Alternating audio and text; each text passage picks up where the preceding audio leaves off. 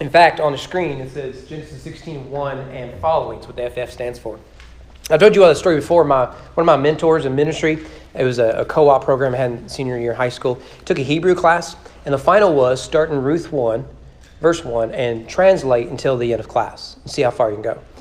But it said Ruth 1:1 FF. He didn't know what FF meant. So he translated Ruth 1, verse 1, and he turned it in. And everyone just looked at him, like, how in the world are you done? It's just one verse. I was ready for something challenging, right? And I think he was able to go back and, never explain what happened. So I don't know really. I have notes through verse 6 because I eventually had to stop because I knew I had way too much material. So I may already have 1 to 3 weeks worth of material here, just to let you know and to prepare you. And that's just the 6 verses. So let's read the first 6 verses of Genesis 16. And we'll go from there. Now, Sarai, or I'll probably end up just calling her Sarah, much like Abraham. He's supposed to be Abram, but you know how it is. Sarai, Abram's wife, had borne him no children. She had a female Egyptian servant whose name was Hagar. And Sarai said to Abram, "Behold, now the Lord has prevented me from bearing children. Go in to my servant. It may be that I shall obtain children by her." And Abram listened to the voice of Sarai. So after Abram had lived 10 years in the land of Canaan, Sarai, Abram's wife, took Hagar the Egyptian, her servant, and gave her to Abram, her husband, as a wife. He went into Hagar, and she conceived. And when she saw that she had conceived, she looked with contempt on her mistress. And Sarai said to Abram, "May the wrong done to me be on you. I gave my servant to your embrace. And when she saw that she had conceived, she looked on me with contempt. May the Lord judge between you and me." But Abram said to Sarai, "Behold, your servant is in your power. Do to her as you please." Then Sarai dealt harshly with her, and she fled from her. Well, here we go. What a mess our boy Abe has himself in, isn't he? And it's all predictable, isn't it? Maybe it's just me getting older. But also I think because we're getting more pagan. Most of the problems I see that we are dealing with as a society are easily preventable. Most of the people who their lives are full of drama and chaos and whatnot, I just think all of this could be fixed immediately. And all of it could have been avoided quite easily. Here's an example of that. Right? But simply saying, well, if you didn't do these things, then you wouldn't have the problem. You really need to see the heart function that is going into what leads to these actions. So let's just introduce it. Well, this is typical of Genesis. We have a moment when our hero has a great moment of faith, which is immediately preceded by a moment of failure. So we have this pattern of faith and failure, faith and failure. That's why it's there. That's right. So think of a few examples. Adam starts out, and what's his story? He takes ownership of the garden. He's going to work and till the land. He names the animals. He is brought into unity and intimacy with his wife. And then what happens? Well, Genesis 3 is what happens. He fails as prophet, priest, and king. We looked at all of that. Noah builds an ark. Takes a century for him to do this. It's a long time, right? He didn't even get early retirement. He builds it. He saves humanity. And then what happens? He's in another garden, eating from the fruit of a tree yet again. And his son, and particularly in this case, grandson, is cursed. It's a repeating story of Genesis 3 with Adam. In Genesis 12, we meet Abraham. His story really begins. And what happens? He moves his family from Ur to Haran to the land of Canaan. He believes the promises of God. But what does he do immediately? In the same chapter, he risks the covenant and the promises of God by handing his wife over to the Egyptian Pharaoh. And now what do we have? Chapter 15, we have this climactic moment where God reaffirms and seals the covenant with Abraham, assuring him that you will have a child. This land will be yours, so land and lineage and all that. And what does he do in the very next chapter? He risks all of it. So we have faith followed by failure, which is a pattern we see not just in Genesis, throughout the whole Bible. We see it in our own lives, don't we?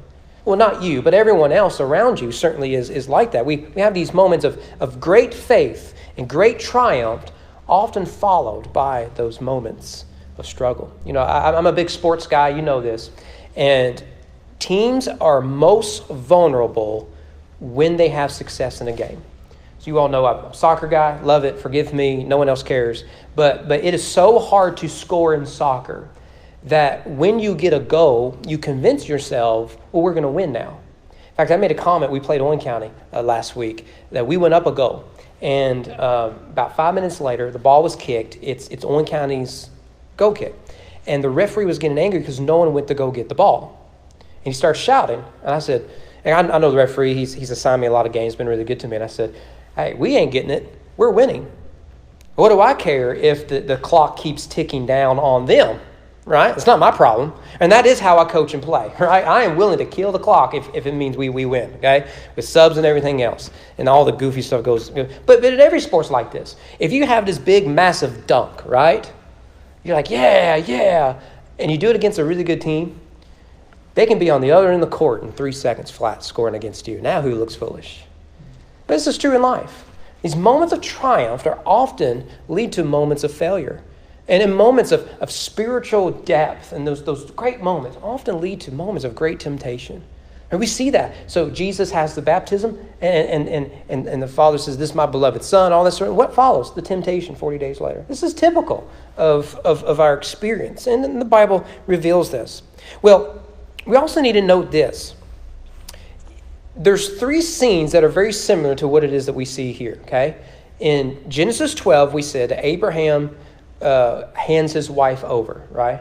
In Genesis 20, I believe it is. Yeah, Genesis 20, he'll do it again with a Canaanite king named Abimelech, okay? So those are the starting and ending points. Genesis 12, Abraham does that. In Genesis 20, he does the same thing with 2 different kings. Right smack in the middle, we get this story. What is it? Sarah hands her husband over to another woman. And it's the same pattern we see in each of these. Yet what is striking is we need to see each of these stories as a repeat of the Garden of Eden. In fact, the language tells us this. Look at verse 2, the end of verse 2. Abraham did what? He listened to the voice of his wife. Now, where have we heard that language before? That's what God condemned Adam for doing to Eve. Now, just I feel like I have to hit pause there, right? That's the staple button. It's the easy button, okay? And you need to pause there. And what the Bible is not saying, men, don't listen to your wives, right? That's foolish nonsense. Yeah, because that happens naturally. Yeah, right. Actually, I did that when I walked here. I completely walked by something. I just feel awful about it. And she, well, you don't care. Anyways, because it just goes in one ear and out the other, unintentionally.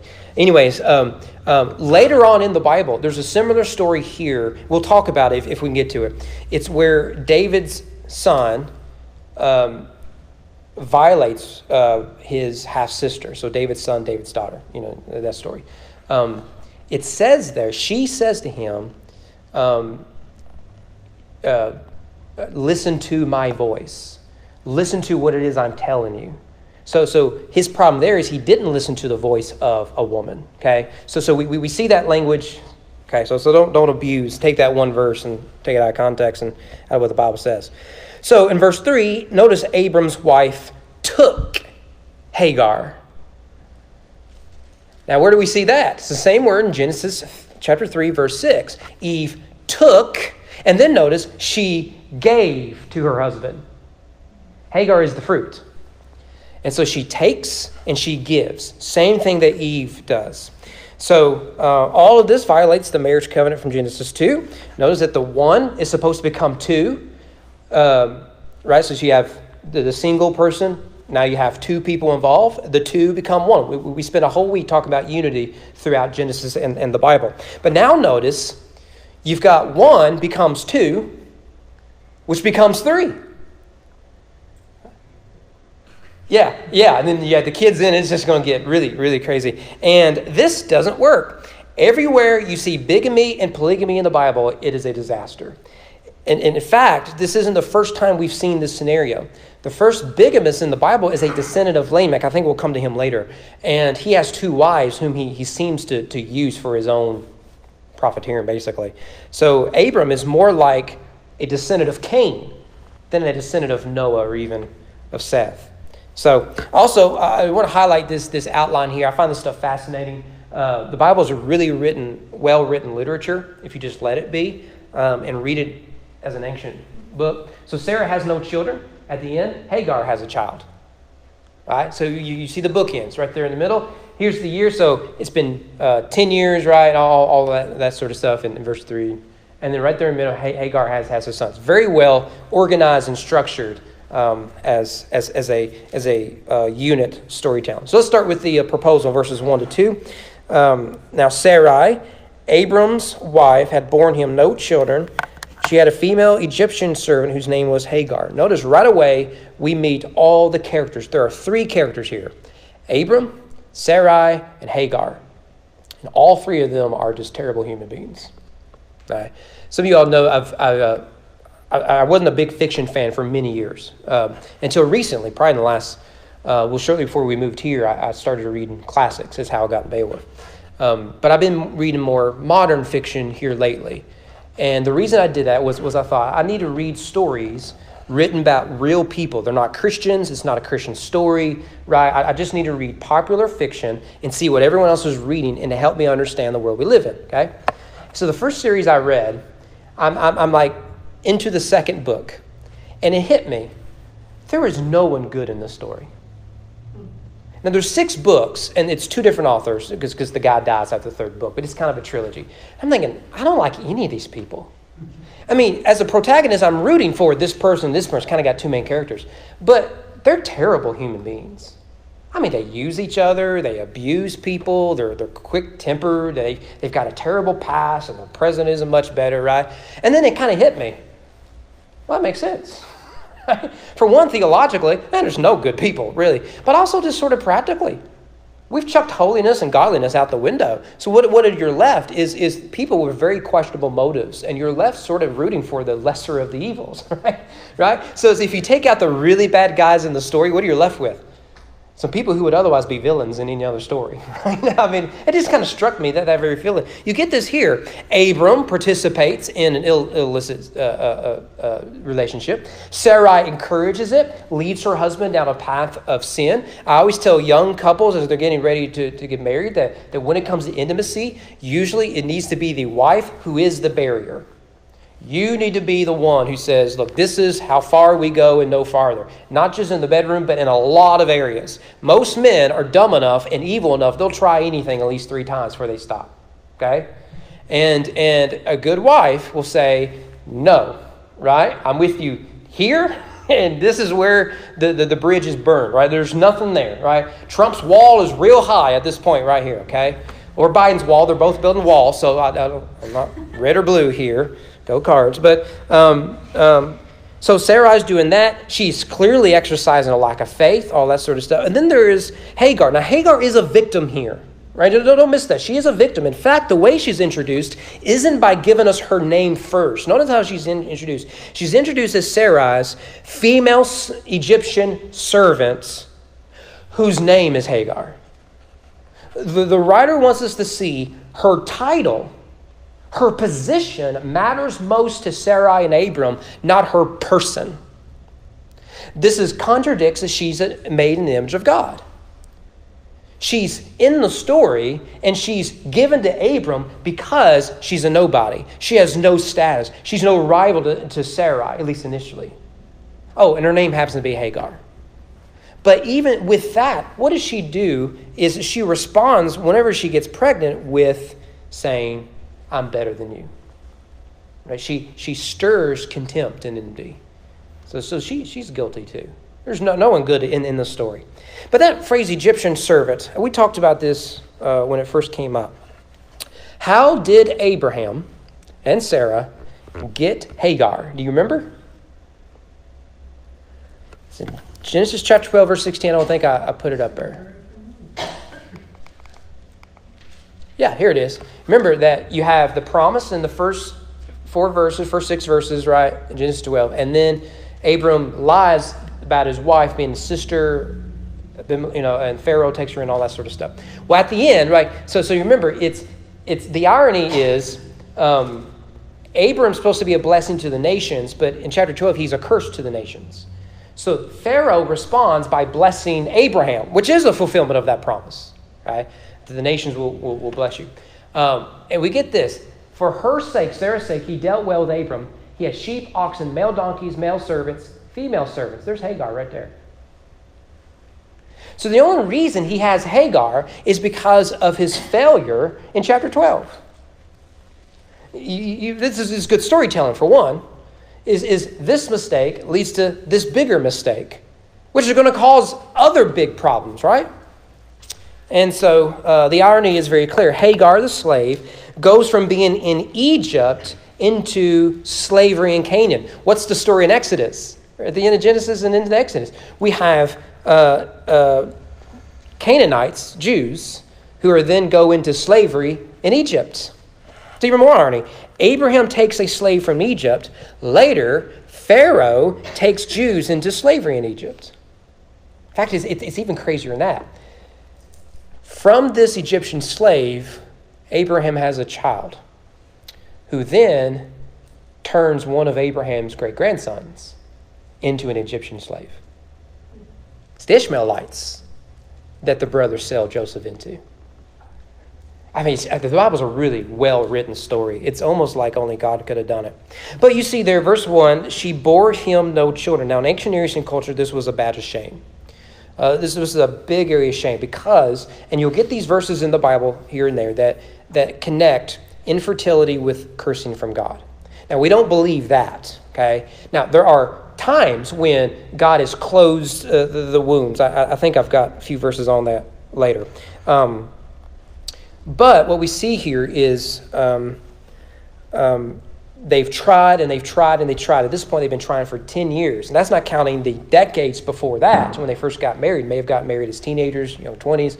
Been trying for decades and still no child. But this also establishes the conflict of the narrative. God promises a child, yet despite those efforts, no child has arrived. And so they desire a good thing, but have been robbed of that blessing. Now, remember that so far in the story of Abraham, we talk a lot about his faith, but you can't talk about his faith without his patience. In Genesis 15, you remember Abraham asks, where's my line? Where's my lineage? Where's my land? Right? Remember what God said? It's going to be like hundreds of years from now. You'll be dead long before any of this stuff happens. That's when faith requires patience.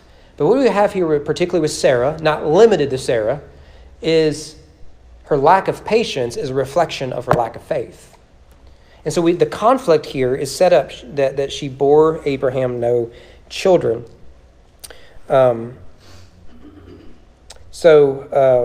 Female slave named Hagar, there in verse 1. In the Hebrew, the first word of verse 1 is Sarah. You can see this in English too. The first word is Sarah. The last word in Hebrew of verse 1 is Hagar. I think that's on purpose. It pits these two women against each other in the very first verse. And that's part of why you have her position before her person also. It builds that tension there. Now, she is only mentioned in 2 chapters of the Bible, chapter 16, chapter 25. Her son Ishmael, their descendants will show up quite a bit. And you'll have Ishmael of this union. Later, of course, you'll have Isaac. These two will be rivals. Now, this is a trope in Genesis. So you get Cain versus Abel, Ham versus Japheth, Isaac versus Ishmael, Jacob versus Esau, Joseph versus his 11 brothers. Very common trope in Genesis. Now, these conflicts don't end with that generation. You don't get, okay, Jacob and Esau didn't get along.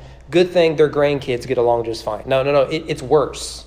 And so if you read the prophets with Genesis in mind, you're reading, Edom, right? And you're like, who's Edom? Well, you got to go back to Genesis. Those two brothers still fighting after all this time, right? Now, do we do this today? Of course we do. Of course we do. America is made up of immigrants, right? We all came from somewhere else. Did we all come here and say, I'm Irish Catholic, I'm Dutch, or I'm German, or I'm Russian, or I'm British, or I'm, whatever it is. Did we all come together and say, no, that stuff matters. Let's all get a light of candle, sing Coca-Cola theme song, watch Oprah. No, that's not what happened, right? We segregated each other, So you get your Irish Catholics in Boston, right? You get your Brits in Virginia, named after the Virgin Queen. Jamestown, named after King James, right? So we got all this. And then we start saying, well, of course that city's like that. It was run by such and such group for all those years, right? We still do this. Now, I'm Scott-Irish. I don't know if that's supposed to make me like prone to drink and fight or not. But I don't look at, the Brits and do my best John Knox impression and think, down with the Queen or something like that. I don't do any of that sort of stuff. Yet we still we can't get away from a lot of this stuff, can we? And so this continues throughout it. I already mentioned Joseph being sold into slavery by the Ishmaelites.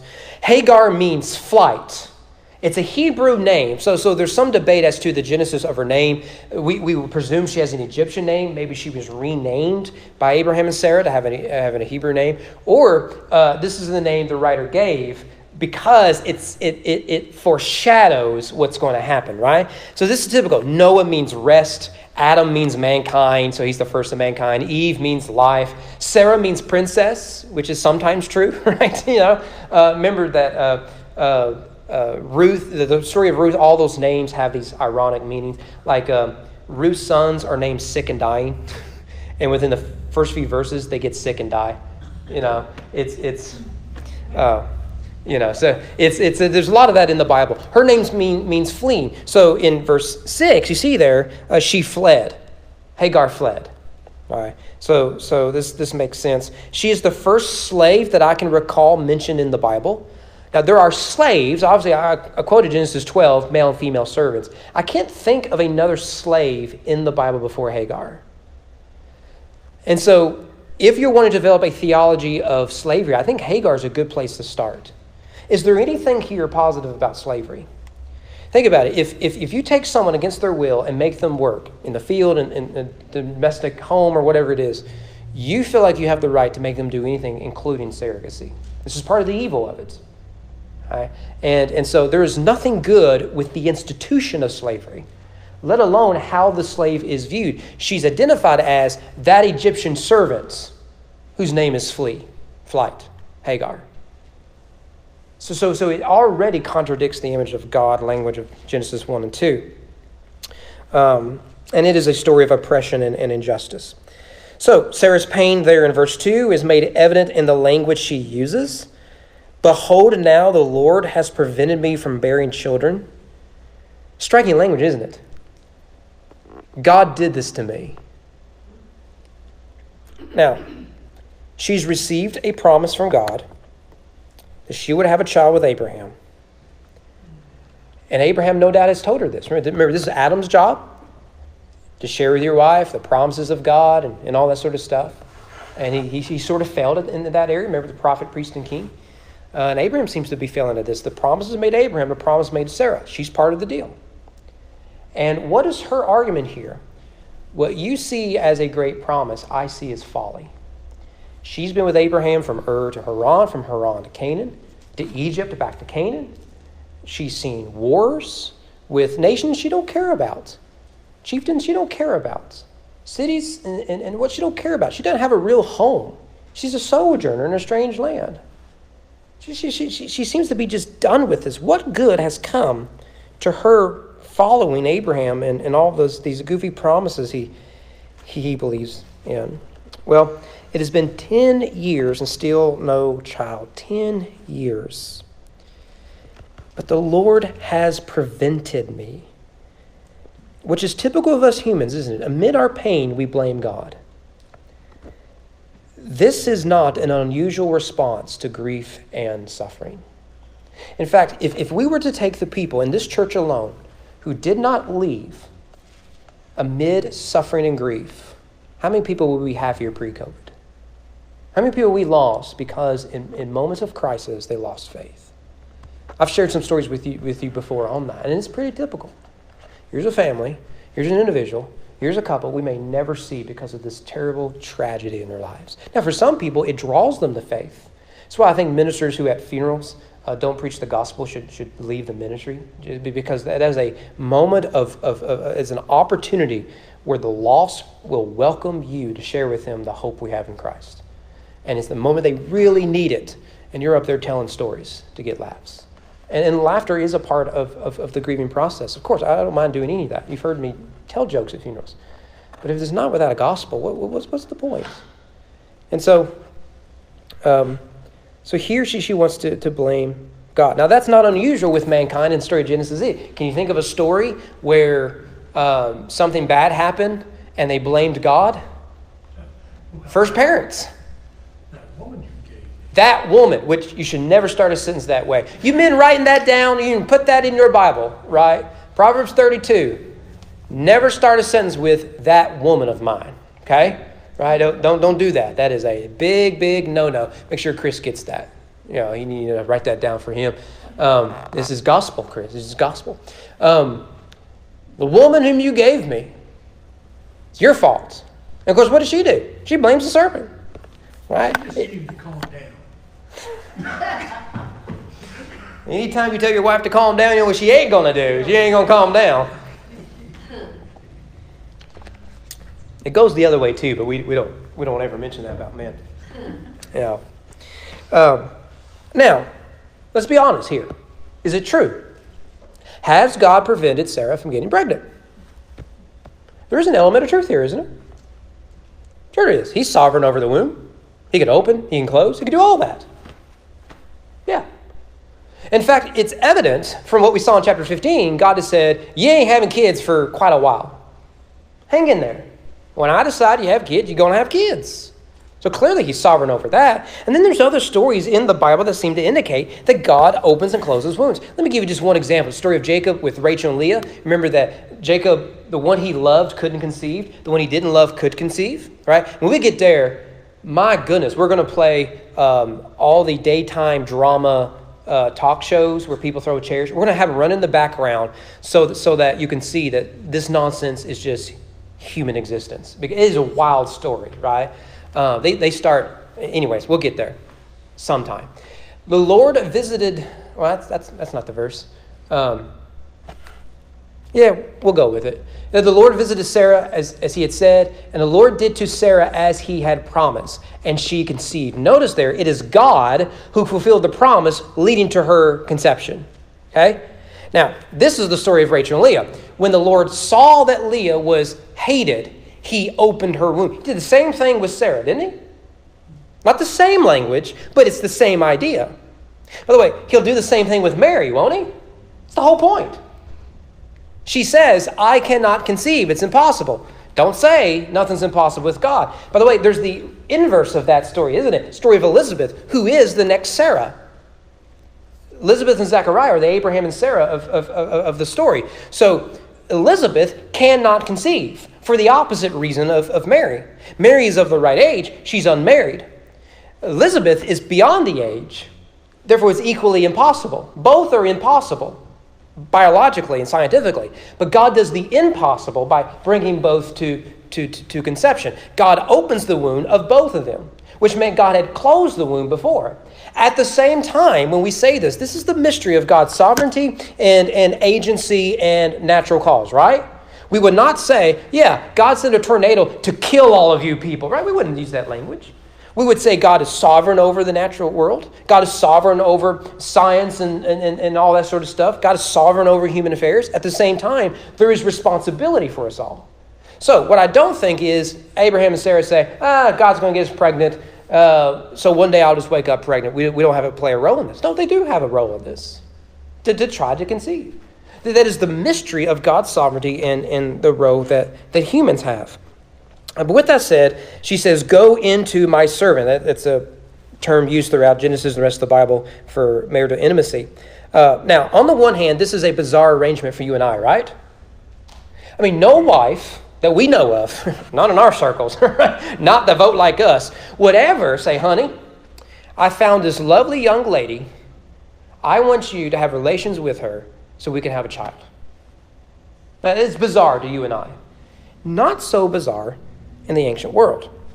Biologically, according to ancient Near Eastern law, the child, though biologically would be Abraham and Hagar's, legally would be Abraham and Sarah's. This is why this is so crucial we get this. Now, pause there. That relationship, that law probably does sound familiar. In fact, it's becoming a major ethical issue that Christians are not talking about. It's called commercial surrogacy. Now, we can talk about surrogacy, but I really want to focus on commercial surrogacy. And I'm very, very, very, very, very, very much against it. We could describe it as wombs for rents. And we've seen an increase of this with the increase of homosexuality. I don't know if you know much about biology, how it works. 2 men, 2 women cannot conceive.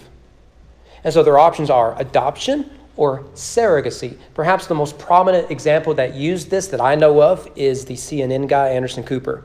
Came on to say, we were really blessed, we had to surrogate, all this sort of stuff, and everyone says bravo, brave. But what you're not getting in the background is, how do you get a child, an infant child, this way, right? And the way you do it is you have to rent a womb. Washington State and New York, I know are 2 states, there may be others, have legalized commercial surrogacy. Now this exploits and victimizes poor women. Who do you think is offering their womb for rich men? It's not rich women. It's poor women. So what do these women become? They become a means to an end to satisfy predominantly homosexual men. Not exclusive, but predominantly homosexual men. And that's a real problem. I think John Stowstreet, he's done a lot on this, actually has helped me think about these things. He's the Breakpoint guy to replace Chuck Colson after he died. I love Stonestreet, listen to him every day. The only way to claim a right to what is impossible, same-sex couples cannot conceive children, is through a transactional workaround with women whose wombs they wish to rent. In other words, the sponsors of these bills that was eventually passed in New York and Washington State want the reproductive abilities of mothers divorced from the mothers themselves. They want the wombs, but not the women. I love that line. Of course, those who suffer in the cynical economic exchange, that's another thing. Women, poor women, become commodities, something you can buy. I got a problem with that because of a little thing called the image of God. All right, this is what the story of Hagar is. But we're so civilized, guys. We put all that stuff in the past. I'm so glad that's over with. The economic exchange, like in each and every chapter of the sexual revolution so far, are women and children. Women and children suffer in the sexual revolution. After all, where are all the daddies? And who does that victimize? In commercial surrogacy, what you're saying is, let's put a child that we know the child is at a disadvantage, a lack of privilege, if that helps, because there will not be a mother. You're victimizing this child, let alone turning him into a byproduct of your desire.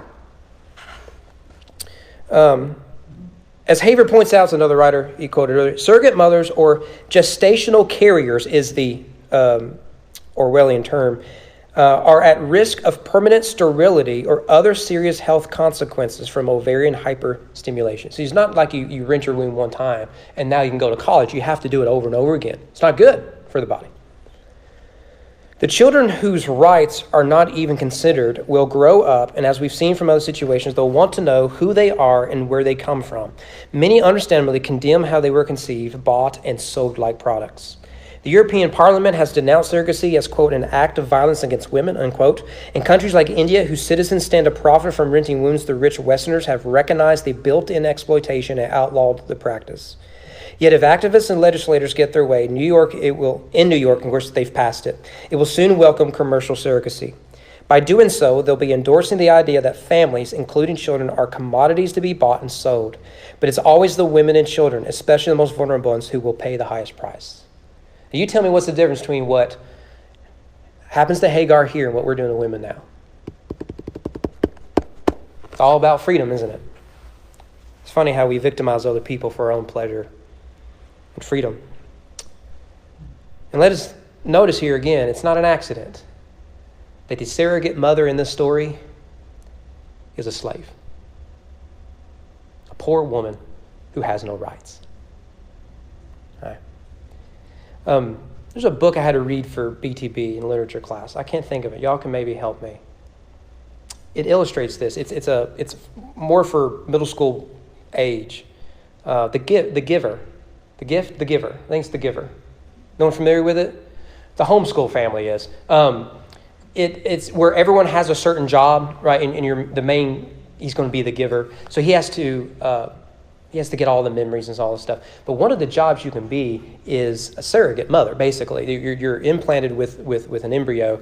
And there's a comment saying, you'll only have that job for a few years, and then you're basically executed after that. It's a dystopian novel that starts out really positive. But no one's read the book, so that's okay, other than his fellow homeschoolers. However, with all that said, in the ancient Near Eastern world, this was a common legal workaround for infertility. Because she is the property of Abraham and Sarah, the child they produce will be the heir. Let me actually quote from you an actual law. I can give you a half a dozen of other examples. This is probably the clearest. This is from the Lipit Ishtar Law Code of Mesopotamia, law number 27. It's going to be on your test.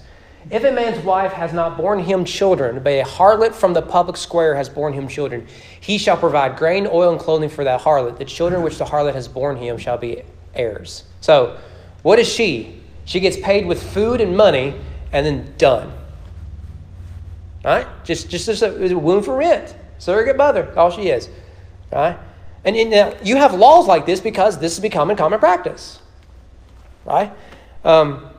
So legally, Sarah is well within her rights to prostitute this slave of hers for her own benefit. This is a good time to remind you, just because it's legal doesn't make it moral. This is something that both parties, if I can be critical of both, have forgotten. We're like the New England Patriots. How far can I get without being told I broke the law, right? You know, what was it? Joe Montana said, if you ain't cheating, you ain't trying. Was that Montana quote? If not, it is now, right? I found it on the internet. So if you have a politician that says, well, I didn't do nothing wrong, you can't send me to jail, you should be able to pause there and say, okay, maybe that is true. Doesn't mean what you did was right or moral, right? Legal and moral are not synonyms. Sometimes there's overlap. I think it's immoral to kill someone. I think it should be illegal to kill someone. Hey, look, they agree, right? In other places, something could be legal that is immoral. So it is within her legal rights to do this. It is not within the will of God that she does this. Now, what is striking is that later on in the book, and we'll get there sometime within the next millennium, Jacob repeats the same mistakes as his grandfather. Let me give you 2 verses in Genesis 30. Rachel said, here is my servant Bilhah. So remember, Rachel and Leah, all that drama. One can't conceive, eventually does conceive. The other one can conceive, but she's not loved. She has a lot of kids, and she thinks, this child will save me. He'll love me. He'll finally love me. There's a prince inside of that beast, right? Not the little girls do that now. And eventually they get tired of the whole scenario. What they each do, Rachel and Leah, they say, here is my slave, sleep with her and have kids. And guess what? He's got 12 sons, 1 daughter, who herself becomes a victim of sexual abuse later on, which then leads to a lot of violence. So now you have 13 kids from 4 women, legally from 2 women. You think that's going to create some problems within the household? Verily I say unto thee, it will. It will, every time. Now, you look at the story and say, look, you already know where this story's going to go. If you've never read this story before, you know exactly what's going to happen here. Hagar and Sarah ain't going to get along, and Abraham ain't going to do nothing about it. You already know this. It's so preventable. What is it about us humans that we choose foolishness over wisdom? It's amazing, absolutely amazing. So both Leah and Rachel do this in Genesis 30. Now, this is, therefore, Abraham and Sarah's forbidden fruit. We mentioned this earlier. She takes and gives. Remember that fruit language. When we first started Genesis, we did a whole study of fruit and trees in Genesis. This pops up over and over again, trees and fruit. It starts out in Genesis 1, be fruitful and multiply. But what happens is it's constantly fruit, literal fruit like in Genesis 3, or metaphorical fruit like here, becomes an entrapment. And so he's being fruitful, but really he's eating of the forbidden fruit. This is their fruit.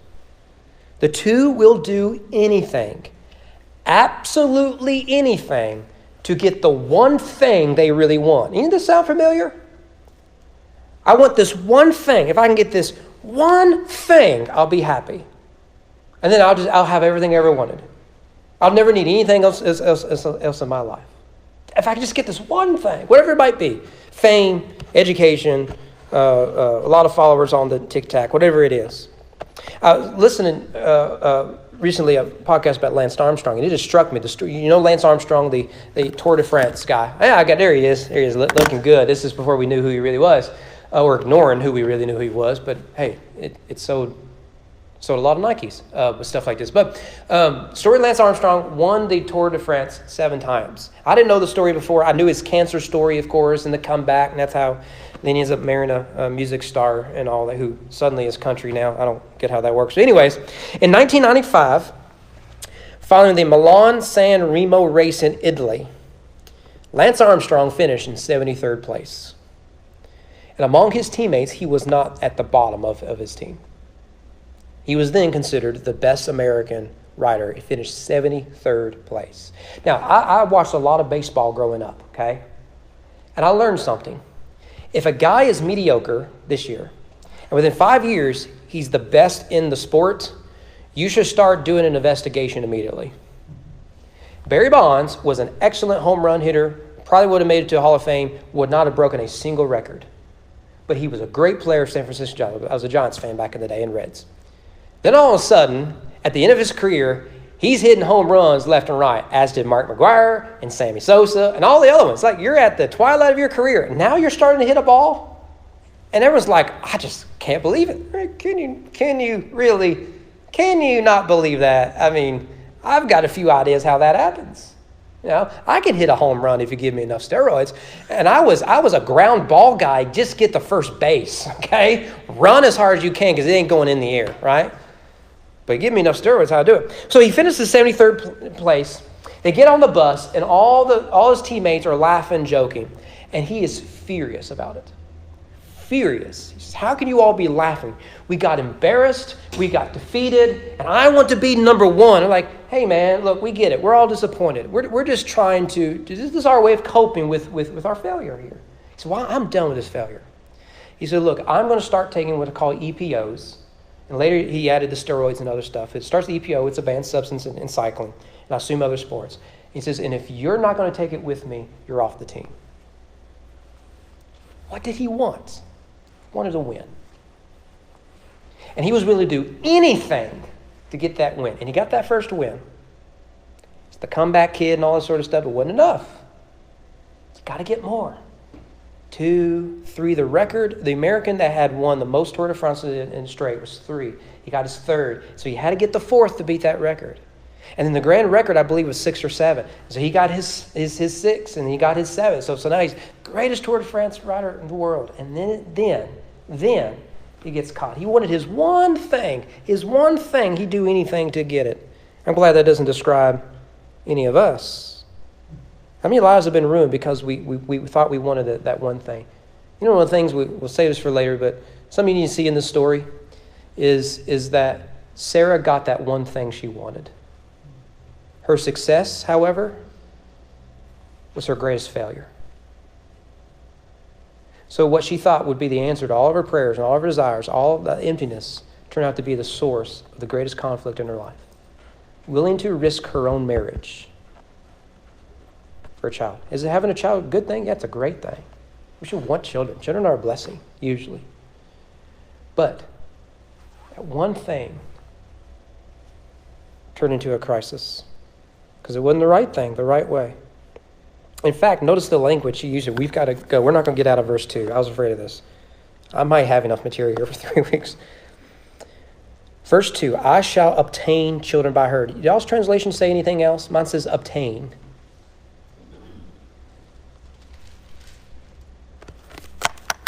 Be built up from? Built up from? What translation you got? New King James Version. New King James. Okay, we could almost assume King James says the same thing. Maybe, unless someone has King James and obtain. So build up from. Good. The word is build. It's not good English. Build up from, like what does that mean? I shall build up from, a child. That doesn't make any sense. Theologically and in the narrative, it makes complete sense. This word, I'm going to show you every time it shows up thus far in Genesis. You tell me there's a pattern. Starting here in Genesis 2. And the rib which the Lord God had taken from the man, made he a woman. So what I do these words today is King James, so forgive me. Or you're welcome. for some of the others, I guess. Made he a man, right? So that word made is the same word used here in chapter 16. It means to build. God built from a rib a woman, right? Genesis 4, Cain knew his wife, and she conceived and bare Enoch, not that Enoch. And what did he do? He builded. Is that supposed to be built? You English Nazis, help me out here. Is it built? Not builded. I'm going to start using builded because it's in the Bible, right? Did you all grow up, you had those Christian kids who needed an excuse to use dirty language? And if it was in the King James, they thought it was okay. I'm going to start using builded for the same reasons. Builded at Walmart's. Builded a city. Now notice, God built woman, right? Two became one. Cain goes and builds. And so those words are connected. Cain goes and does the thing that God did in the garden. He's going to go make his own garden, but now it's a city. He's going to go build it. In chapter 8, Noah builded an altar unto the Lord. Yeah. And chapter 10, genealogy, out of that land went forth Asher and builded Nineveh. Genesis 11, they said, go, let us build us a city and a tower. It's Tower of Babel. Now, that sounds a whole lot like Nineveh and the Enoch, the city of Cain, right? Let us go build. It's the same word used in Genesis 2 that God built a woman from the rib. Genesis 12, the Lord appeared unto Abram and said, unto thy seed will I give this land. And there he builded he an altar unto the Lord. You'll see the same language in that chapter. He builded an altar. So I didn't have to put it all up there, okay? That is all the time it shows up here in Genesis until we get right here. Do you see a pattern with any of this? Sarah, like God, believes that she can create, that is, build for herself a family. This is the choice of wicked men thus far. Not only wicked men, because Noah and Abram build an altar, but that is theocentric. What they build using the gifts God gives them as creatures to worship the Creator. We talked about that distinction Sunday night in Revelation 4. What Sarah does is she thinks she has the wisdom and the power and the ability to build for herself a family. That's the language of Babel. Let us build for ourselves a city so we can touch the heavens. And Sarah says, let us build for ourselves a family so we can fulfill the promises of God. What a temptation that is. There may also be a word play here. The word for build is binah. The word for son is bin. Let us build for ourselves a son. Let us binah a bin. That's where you get names like Benjamin. It's a Hebrew name, meaning son of Jamin, I guess. One last thing. We already talked about Abraham listened to the voice of his wife. There at the end of verse 2. So Sarah's actions mirror Babel. Abraham's action mirrors Adam. Not good, is it? And one of the things we've talked about is there are three major falls in the Bible, all in the early chapters of Genesis. There's the fall of Genesis 3, the fall of humanity. Fall of Genesis 6, perhaps the fall of cosmic beings. And Genesis 11, the fall of the nations. And Abraham and Sarah are mirroring those falls. Not good. By the way, these are our heroes of the faith. That is either going to scare you to death or it's going to encourage you. It probably depends on where you are right now. Now, the listening of one's voice shows up later. Let's turn to Genesis 22 and we'll be done. Genesis 22. This is something that really stuck out to me. A Bible project was helpful for me to see this. So put the events of Genesis 16, the birth of Ishmael, with the events of Genesis 22, the sacrifice of Isaac. Put them together, okay? How did they get this son? All right, so that whole story, I've always isolated chapter 22. No, it has to fit within the narrative. So Genesis 22, verses 15 to 19. The angel of the Lord, we're going to meet the angel of the Lord maybe next week, maybe 4 weeks from now, the rate we're going to go. But he shows up in verse 7 of Genesis 16. That's actually the first reference to the angel of the Lord in the Bible. And we didn't reference that last week because there's so much there. We had to skip a lot. Angel of the Lord called to Abram a second time from heaven and said, by myself I have sworn, declares the Lord. Now, is the angel talking as the Lord, or is the angel... Right, you remember we talked about that. There's the distinction but unity between the two. It's almost like he's Jesus. By myself I've sworn, declares the Lord, because you have done this and have not withheld your son, your only son. Let me just point out there, notice the language, your son, your only son. This shows up in the Gospel of John. For God so loved the world, he gave his one and only son. His begotten son probably isn't the best English there. His one and unique son. That language shows up elsewhere in John. John 3:16, best example. Verse 17, I will surely bless you, and I will surely multiply your offspring. There's more fruit language, seed language, as the stars of heaven and the sand is on the seashore. Now, we're familiar with that because of Genesis 15. So it's a reaffirming the covenant made in chapter 12 and chapter 15. Here is given in chapter 22. And your offspring shall possess the gate of his enemies. And in your offspring shall all the nations of the earth be blessed, because you have obeyed my voice. Does that sound familiar? So Abraham returned to his young men, and they arose and went to go to Beersheba, and Abraham lived at Beersheba. Because you listened to my voice. So you see how the two stories are connected. In the one, he took for himself forbidden fruit. He listened to the wrong voice. Had he listened to the voice of God, he would have said, no, this isn't what God promised. But he listened to the wrong voice. By Genesis 22, what does God do? What he's saying is, with Ishmael, you are trying to proclaim with Sarah, this is my son. With Isaac and the sacrifice of him, what you're declaring is, no, this is God's son. You're finally listening. He's the promised son. It ain't about you. It's about God's promise and what he's doing in the world. Listen to God's voice, no one else's. Because you can't trust it. So this son is the Lord's. So in trying to save his lineage with Ishmael, he damages it. But when he surrenders his lineage of Isaac to God, he saves it. It's the beauty of the story. And we got 2 verses into it. So next week we'll look at what comes out of it. Any questions we could? Oh, I went over. Yeah, Danny. I think this is so interesting because of what Sarah, Abraham, Hagar did. They created something called ancient hatred, and there's a Hebrew word for it. And ancient hatred is spoken all through the Old